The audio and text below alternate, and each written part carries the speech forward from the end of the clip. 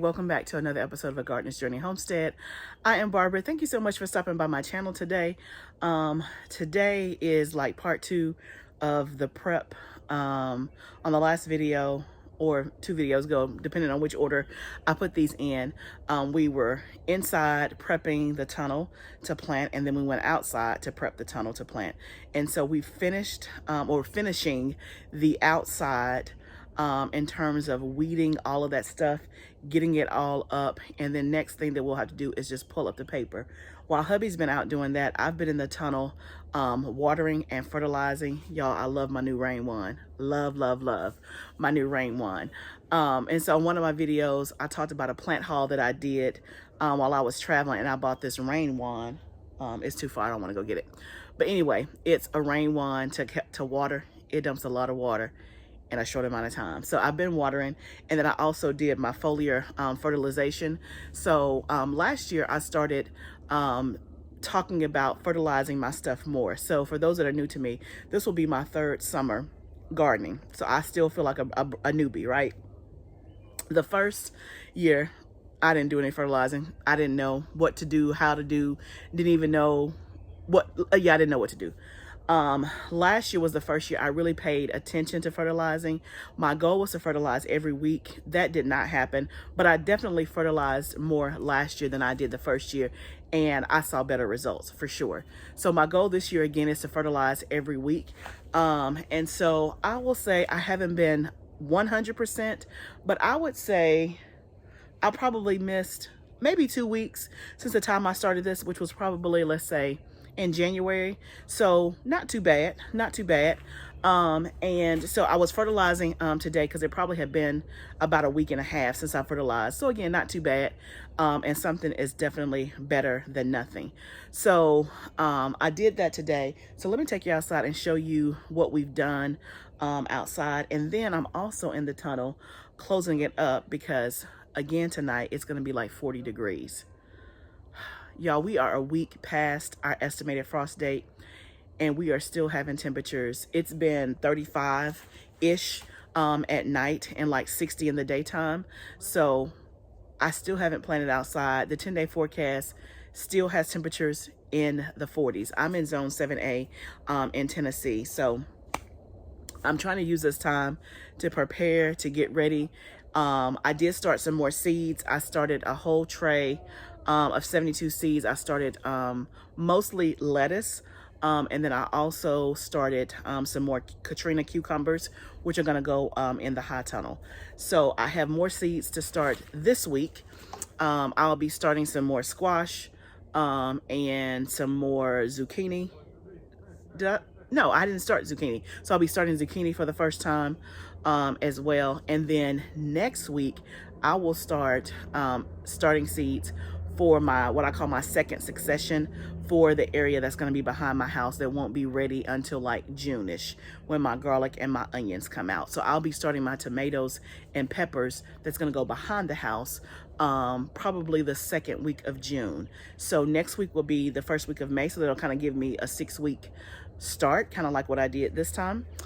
So, I mean, it's like we're starting, getting ready to plant, and then starting some more. So that's the season we're in. That's the season we're in. But let me take you outside and show you what we've done so far. On the way out there, let me show you my potatoes in the grow bag. So I showed this on a video, I don't know, 2 or 3 videos back. You can see it's even bigger, and I have more. The first time I only had 2. So I think right now I have 5 in my grow bag. And then some are starting to come up in the raised bed. Let me show you that too. Okay, you can see one there. I've had to zoom in a whole lot, but I have maybe 3 or 4 barely peeking their heads through. This is, let me come back out, this is the raised bed where we planted our whole bed full of Yukon Gold potatoes. So when I zoom in, you can see I got 2 or 3 popping up, so that is promise. I'll give it another week or so and we should have greenery hopefully all over this bed. Okay, y'all, so I'm walking down the length of the outside garden.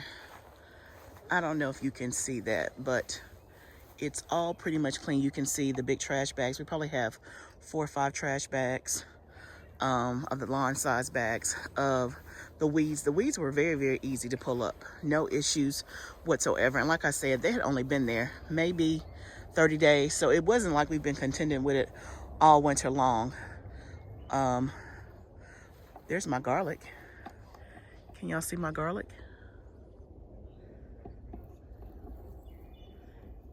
You can see the garlic right there. It's doing well. I have about probably 25 bulbs there. So like I said, the weeds were not hard to pull up at all. And again, we have the black paper. So you may say, well, why did you get weeds? I thought you swear by this black paper. I do love the black paper, and the black paper does its job. The only place we had weeds was in the holes where there used to be plants, and we didn't have any plants there. And again, this ground, for the most part, has been bare since, I would say, September. Remember, we did try putting some fall crops out here, but it was really only the first row and a half. So it wasn't even the whole bed. We tried some cabbage and collards, and the frost, it didn't make it. And I've decided I'm not even gonna try to put stuff out here in the fall, at least not that. Let me not say that. That's what I'm thinking right now, but y'all know I'm quick to change my mind and be like, oh, well, maybe I'll try it again. Maybe we'll try it again. But my point is that the weeds, we really just started getting weeds in those spots 30 days ago or less. Other than that, it's been completely bare, which I know had we not had the black paper down, this whole area would have been covered with weeds. But really, it was just weeds in some of the spots where plants used to be, not even in every hole, and all of them came up like really, really easily. So they weren't there a long time. But because the space is kind of large, it did take us, I don't know, maybe an hour or so to kind of get all that up. And then my husband like bagged it up. So the next thing that we'll do is that we're going to pull up this. We've decided to pull up the black paper. On my last video, I was talking, kind of going back and forth with, do we pull up the black paper? Do we not? It's down. It's good. But I want to use the black paper that we bought with the cut holes, because it has the spacing that I need. And then also it'll just be easier to plant in. Some of these rows are kind of crooked. Now, when stuff is growing in there, you can't tell. So again, it's not, what I'm saying in this part of the video is really a preference. It has nothing to do whether or not my food is going to grow. If I keep this black paper with these crooked holes, it's going to grow. If I put down other paper, it's going to grow. If I don't put down paper, it's going to grow. Now, some weeds are going to grow with it. But my point is that when it comes to gardening, some stuff is preference, some stuff is ideal. But most of the time, what we're stressing about and what we're worried about has nothing to do with the seed's ability to grow food. Remember, seeds want to grow, okay? So, but it's okay to have a preference, right? Because it's your space. Just like this is my space. So I think what we've decided to do is we're going to pull up this paper. We're going to keep it because in case I run out of the pre-cut holes, we can still use this paper. But the main reason why we decided to pull up this paper is because as we're flipping the garden and rotating crops, meaning we're not going to plant the same thing on the same row that we did last year. We're, turning things around. Then if I keep the paper as is, my spacing is not going to be correct, right? So you can space tomatoes. I think I spaced them probably 2.5 feet apart. And so the experts will tell you to space your tomato plants about 2 to 3, like 24 inches, so 2 to 3 feet apart, just because they can grow, get wild, and all that stuff. And I probably did at least 2 feet on most spaces. Well, the holes that I'm using this time, they're 18 inches apart. And so when you're doing market gardening or intensive gardening, a lot of market gardeners, they do much tighter spacing. Why? Because they're trying to maximize their yield. So it's okay to plant 18 inches apart, but just know that if you do that, which like what I'm going to do, you're going to have to prune heavily. And so that's another thing that I did last year that I didn't do the years before. The first year I had tomatoes, that first summer, I did not have a good tomato year at all, like at all. Pest, disease, unruly. The tomatoes were taller than my husband, and my husband's 6'6", right? Of course it was taller than me because I'm like 5'3" or something. But we did not prune, nor did we stake well. Last year, we did much better with the pruning, and it made a huge difference. A huge difference. I had way more tomatoes that did really, really well. And then for the outside garden, we had a trellis for the tomatoes. The cattle panel is what we used. Inside, we used like those stakes. Did not work as well. We had more issues, right? So we're going to try to put cattle panel in the tunnel, right? So every year you learn more. Every year you experience more, and you make different moves depending on what's best for you.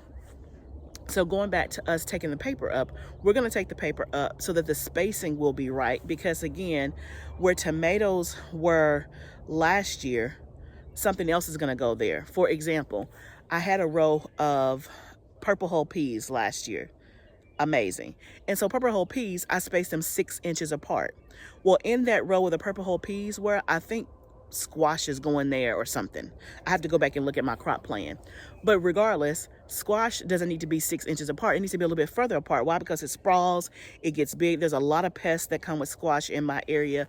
So at the end of the day, this paper has to come up because I have different spacing in every row. We laid it in a contiguous piece. Hindsight, and I think what we're going to do this time is we're going to lay row by row, strip by strip, right? So if I want to have a row of tomatoes at 18 inches apart, then I can plant that down. But next year, if I want to put garlic there and it's 6 inches apart, I can pull that strip up and then put a strip down that has 6-inch spacing. Does that make sense? So even if I had not bought the prefabricated holes from Farmer's Friend, it's called Quick Plant Fabric.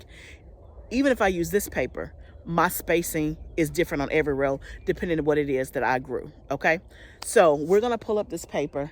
I'll try to show you guys that process because we gotta do some maneuvering to figure out how we're gonna do it, because we have a trellis down and T-post, so we're going to pull that up. It's more work than I wanna do, but it's gonna be necessary. And then also I have garlic out here that I can't pull up because it's not time yet. The garlic's not gonna be ready till June. So I got to figure out how to get that part of the paper up.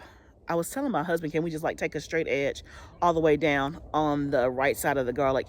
So keep the garlic like in this paper that it is right now, but then everything else we can pull up. He told me that's not going to work. Do y'all have any ideas? So my garlic is on the very last row. So if you're looking at my, let's go down here. Okay, so if you can see, the garlic is in that very first row. So looking from the left, you see like that yellow flower. That's just it's just a weed. We got to come in and weed eat on the side of the garden. So excuse the mess, but this is real life. But right by that yellow flower is where the garlic is, and I have like probably 20 cloves. So this is a 100-foot row. The garlic is in, 20. There's like 20, 25 bulbs, and so most of the row, in the front of the garlic and in the back of the garlic, there is nothing there. So I was telling my husband, can we just take something with a straight edge all the way down to the right of that garlic and pull that paper up? He said that's probably not gonna work. So y'all, do y'all have any suggestions? Like, how am I gonna do that? Because yeah, how am I gonna do that? I mean, I just think in my mind, if I had like this long straight edge, I don't know what that would be, but if I had a long straight edge, I could just come all the way down. But otherwise, how am I gonna get this paper up from around the garlic? So if I pull it up over the garlic, if I did that, then how do I get the paper back around it? That's the thing. I don't think that's gonna work. So yeah, to do, not really sure. Not really sure. If y'all have some ideas, please put them down below. Okay, so if y'all have any ideas, please put them down below. Because that's a very, my dogs, look at my dogs. Y'all, come here. Say hi to the people. Max, turn around. Turn around. Look at the camera, say hi since you interrupted my video. Y'all, wherever I am, that's where they are, and they just fight for my attention and who's gonna get the most pets. The most pets and rubs and everything else.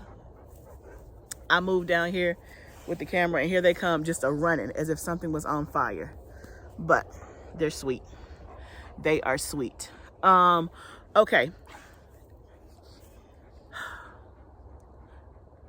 It's just like your children, right? As soon as you get on the phone, they want to talk to you. Same thing with your animals. Like right up, like I can't take a step. cannot take a step. But anyway, y'all leave me some comments on how we can do this. But that's the next step, is to pull up the paper, put the quick plant fabric down, and then also we will have we'll be bringing in the machinery. I can't remember what you call it, but we'll be the new part of the garden, like that grassy area, we're going to be tilling that up to get it ready to plant in. And so we have that in the next week or so. Lay paper down, maybe get the drip tape in before we plant. If not, plant like as soon as the weather breaks. We're gonna be out here planting. But you know what, we're not ready to plant right now, I'm not ready to plant right now. So as I'm talking about the weather today, right now, I'm not ready to plant out here because some other things need to be done. But I'm praying and hoping that within the next week or so it will be ready to plant, and then the weather will cooperate.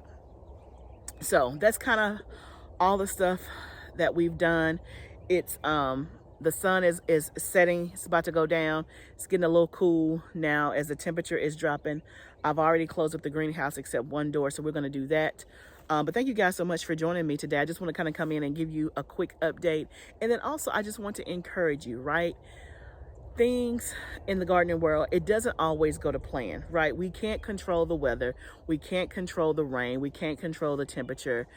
And if you're like me, you got plants all in your house, you're stepping over them, you're taking them outside in the day and bringing them back in at night. We won't do this forever, friends. Someday very soon, we're gonna be able to plant. And then some of you are in more northern climates than me, and so you still got snow on the ground. So it's not even your estimated frost date yet. Your estimated frost date may not be till like May. So even though you may be ready, it's not technically time yet. Y'all, just hang on. Very soon, we will be able to plant.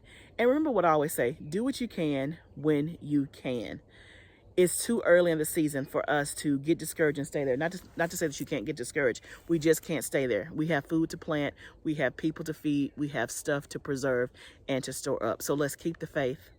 Let's stay encouraged. Let's keep going. One moment at a time. Remember, y'all, this is all a journey. Meaning that we got to still keep walking, still keep running, still keep crawling, still keep going. It's a journey. Let's grow together. See you next time, friend.